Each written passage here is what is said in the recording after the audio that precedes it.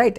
మల్లయ్య గారు, తుఫాన్ కంటే ఎక్కువ ఏడుపులు మీ దగ్గర నుంచే వస్తున్నాయంట, బోల్డ్ అంత కన్నీళ్లు. ఎందుకంటే అక్కడ అజారుద్దీన్ని పెట్టినందుకు, అంటే ఒక మైనారిటీ వ్యక్తికి ఒక నేషనల్ లెవెల్లో క్రేజ్ ఉన్నటువంటి ఒక వ్యక్తిని మంత్రి పదవి ఇచ్చి మేము సత్కరించుకుంటుంటే ఇది మీకు అన్డైజెస్టబుల్గా ఉందా?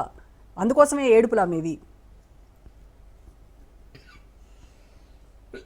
ఈ మమకారం, ఈ ప్రేమ అజారుద్దీన్ మీద, మైనార్టీల మీద ఎన్నికలలో ఓడిపోగానే ఉంటే బాగుండేది. ఇక్కడ అవకాశం ఇచ్చారు కాబట్టి ప్రభుత్వం వచ్చిన తర్వాత మైనార్టీయే లేకుండా ప్రభుత్వం నడుస్తూ ఉంటే, మైనార్టీయే లేకుండా మంత్రులుగా ఉంటే, ఆ మంత్రులుగా ఇచ్చే అవకాశం ఉన్నా కానీ ఇవ్వకుండా ఇన్ని రోజులు కాలయాపన చేసి ఇలా ఎన్నికల సమయంలో జూబ్లీహిల్స్ ఎన్నికల కోసమే మైనార్టీల అది కూడా మళ్ళీ జూబ్లీహిల్స్ లో ఓడిపోయిన దీన్ని సమర్థించుకోవటం అనేది ఓడిపోయిన అభ్యర్థికి. రెండోది, తుఫాన్ కంటే ఎక్కువ ఏడుపుందని అంటున్నారు. సరే, ప్రతిపక్షాల వాళ్ళు ఏమంటున్నారో ఏందో అందులో వాస్తవం ఉందో లేదో ప్రజలు కూడా ఆలోచిస్తారు. కానీ ప్రజల అది ఎవరు సంజాయించాలి? ప్రజల దాని కన్నీరుని కూడా తుఫాన్ తో పోలిస్తే మరి కాంగ్రెస్ నాయకులు మంచిదే. ఈ రోజు వరద బాధితులుగా మారిపోయిన వాళ్ళు, పంట కోల్పోయిన వాళ్ళు, పెన్షన్ వాళ్ళు కింద డబ్బులు వస్తాయని ఆశపడి ఓట్లు వేసిన వాళ్ళు, గ్యాస్ రానోళ్ళు, మల్లన్న గారు, ప్రజలందరూ ఫుల్ ఖుషీగా ఉన్నారట. వీళ్ళు ఇచ్చినటువంటి అన్ని హామీలు అమలు చేస్తున్నారు, వాళ్ళంతా బిందాస్ హ్యాపీగా ఉన్నారు. ఖచ్చితంగా గెలుపు మాదే, మేము మెజారిటీ కోసం మాత్రమే చూస్తున్నాం, ఎంత వస్తుంది మెజారిటీ అనేదే మాకు ఉన్నటువంటి ఆతృత ఇప్పుడు అని చెప్తున్నారు. ఈరోజు కాంగ్రెస్ ప్రభుత్వాన్ని, కాంగ్రెస్ నాయకులది మాటలు ఎంత విడ్డూరంగా ఉన్నాయనంటే, వాళ్ళు ఆ రోజు అధికారంలోకి రావడం కోసం మాత్రం అరచేతుల వైకుంఠం చూపించేసి అందలం ఎక్కడానికి అలివిగాని హామీలు ఇచ్చిర్రు. ఇవాళ అధికారంలోకి వచ్చిన తర్వాత ఏం చేయకుండా మేము అన్ని చేసేసినాము, అంతా సస్యశ్యామలమే అయిపోయింది. అసలు మామూలుగా వివాహ భోజనం తింటున్నట్టు అందరూ కూడా చాలా సుభిక్షంగా ఉన్నారని చెప్పుకొచ్చే ప్రయత్నం చేస్తున్నారు.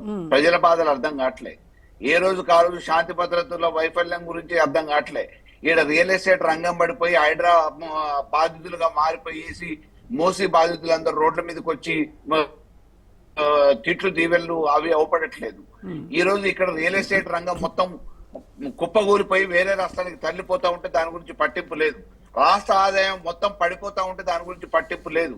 ఎంతసేపు వీళ్ళు అధికారాన్ని ఎట్లా నిలబెట్టుకోవాలి, మళ్ళీ అధికారాన్ని ఎట్లా హస్తగతం చేసుకోవాలి, ఎన్నికలు వస్తే మాయమాటలు ఎట్లా చెప్పాలనే ఒక ఆలోచన చేస్తున్నారు తప్ప ఇచ్చిన హామీలు నెరవేర్దామనే ఆలోచన లేదు. వచ్చిన అవకాశాన్ని ప్రజల కోసం. ఇప్పుడు కాంగ్రెస్ పార్టీ మైనారిటీలకు వాళ్ళు ప్రోత్సాహాన్ని ఇస్తూ మైనారిటీకి సామాజిక వర్గానికి చెందినటువంటి ఒక వ్యక్తికి మంత్రి పదవి కట్టబెట్టారు. బీఆర్ఎస్ ఏం చేసింది? బీఆర్ఎస్ హయాంలో ఓకే, మహమూద్ అలీ హోంమంత్రిని చేశారు, బట్ అదర్ దాన్ దట్ ఇంకా మీరు ఏం చేశారు? షాదీ ముబారక్ గాని అనేక రకాలుగా కార్యక్రమాలు తీసుకున్న దాంట్లో మైనార్టీలని భాగస్వామ్యం చేసి పెన్షన్లతో సహా ఇచ్చిన ఘనత, అదే రకంగా పసిపిల్లలకి కేసీఆర్ కిట్లతో సహా ఇచ్చిన ఘనత తెలంగాణ ప్రభుత్వాన్ని. పేదరికంలో మగ్గుతున్న ఈ మైనార్టీ వర్గాలకి చేయూతనిచ్చి ఈ రోజు ఎంతో అంతో ఆర్థికంగా బలోపేతం చేయడానికి ఉపయోగపడ్డ ప్రభుత్వం ఏదైనా ఉంది అని అంటే తెలంగాణ వచ్చిన తర్వాత అది కేసీఆర్ ప్రభుత్వమే, బీఆర్ఎస్ ప్రభుత్వమే. స్వాతంత్రం నాటి నుంచి మైనార్టీల్ని పావులుగా వాడుకున్నారు. మైనార్టీల్ని కాంగ్రెస్ లో భాగస్వామ్యం అని చెప్పేసి ఓటు బ్యాంకు వాడుకున్నారు తప్ప మైనార్టీలకు చేసింది లేదు, ఒరగబెట్టింది లేదు. అటువంటి మైనార్టీల్ని హక్కును చేర్చుకొని అన్ని కార్యక్రమాల్లో కుటుంబ సభ్యుడు మాదిరిగా భాగస్వామ్యం ఇఫ్తారు విందులతో సహా ఇచ్చేసి ఇప్పుడు అజారుద్దీన్ అస్త్రానికి బీఆర్ఎస్ బీజేపీ భయపడుతోందా? అందుకోసమనేనా ఆయన మంత్రిత్వం చెల్లదు, తర్వాత ఎంసీసీ ఉల్లంఘన కిందకు వస్తుంది, ఇది రకరకాల కంప్లైంట్స్ చేస్తా ఉన్నారు?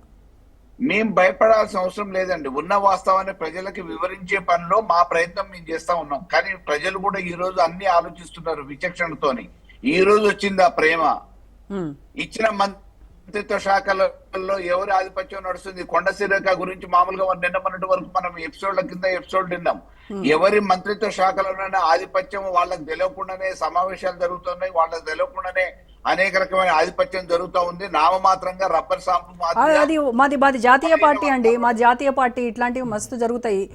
వాళ్ళే ఒప్పుకుంటున్నారు, మేము నిబంధనలు పెడతాం, మా అవసరానికి మేము మార్చుకుంటాం. మధ్యలో మీకేంది, మీరెందుకు అడుగుతున్నారు? ఇక మరి ఇవాళ ప్రజాస్వామ్యంలో సామాన్యుడికైనా అడిగే హక్కు ఉంటది. వాళ్ళు ఓ నియంత్రణతో పోకళ్ళలో మామూలుగా ఒక రాజకీయ పార్టీ పెట్టినప్పుడు రాజకీయ పార్టీ వాళ్ళకు సొంతానికి సంబంధించింది అయినా ప్రజలకు సేవ చేయాలనే ఆలోచనతో వచ్చినప్పుడు ప్రజలు ప్రశ్నిస్తారు, దానికి సమాధానం చెప్పాలి. వాళ్ళ అవసరాలకు అనుగుణంగా ఏ రోజుకి ఆ రోజు నియమ నిబంధనలు మార్చుకుంటాం, మేము చెప్పిందే వేదం అని చెప్పేసి అని అంటే ఇక దానికి చెప్పగలిగేది ఏం లేదు.